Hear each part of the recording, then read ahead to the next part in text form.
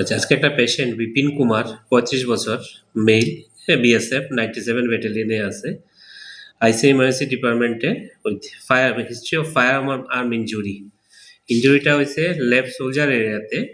আমরা 2টা এন্ট্রির মতো উন্ড পাইছি এবং বা 2টা বার হয়ে গেছে এরকমও উন্ড পাইছি।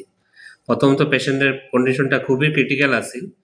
আমরা প্রাইমারি ম্যানেজমেন্ট করার পরে এখন পেশেন্ট মোটামুটি স্টেবল আছে।